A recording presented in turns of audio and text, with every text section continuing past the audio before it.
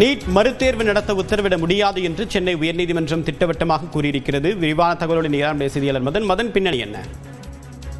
இளங்கலை மருத்துவ படிப்புக்கான நீட் தேர்வு நாடு முழுவதும் கடந்த மே மாதம் 4ஆம் தேதி நடத்தப்பட்டது.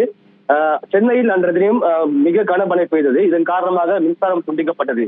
இதனால் தங்களால் சரியாக தேர்வு எழுத முடியவில்லை என்று தெரிவித்து மறுதேர்வு நடத்த வேண்டும் என்று ஆவடி கேந்திரிய வித்யாலயா பள்ளி மையத்தில் தேர்வு எழுதிய 13 மாணவர்கள் உள்ளிட்ட 16 பேர் சென்னை உயர்நீதிமன்றத்தில் ஏற்கனவே ஒரு வழக்கு தொடர்ந்தார்கள்.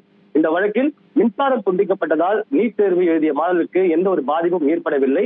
மாணவர்கள் பெரும்பாலான கேள்விகளுக்கு பதிலளித்துள்ளார்கள் என்றும் மறுதேர்வு நடத்த முடியாது என்று ஏற்கனவே தேசிய தேர்வு முகமை விளக்கம் அளித்தது.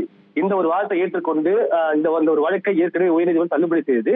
இந்த உத்தரவை எதிர்த்து தற்போது இந்த மாணவர்கள் மேல்முறையீடு மனு தாக்கல் செய்தார்கள். இந்த மனுக்கள் தான் நீதிபதிகள் நிஷா பானு மற்றும் ஜோதிராமன் அமரில் விசாரணை நடைபெற்று வந்தது. தேசிய தேர்வு முகமை தரப்பில் மீண்டும் இந்த வழக்கில் எடுத்து வைத்த வாதத்தை பார்க்கும்போது இந்த வழக்கு தொடர்ந்த மாணவர்களில் பெரும்பாலானோர் மொத்தம் 180 கேள்விகளுக்கு 100 கேள்விகளுக்கு விடையளித்துள்ளார்கள். குறிப்பிட்ட ஒரு மாணவர் 179 கேள்விகளுக்கு விடையளித்துள்ளார். அதனால் மின்தடையால் தேர்வு எழுதிய மாணவர்களுக்கு எந்த ஒரு பாதிப்பும் ஏற்படவில்லை என்றும் விளக்கம் அளித்தார்கள்.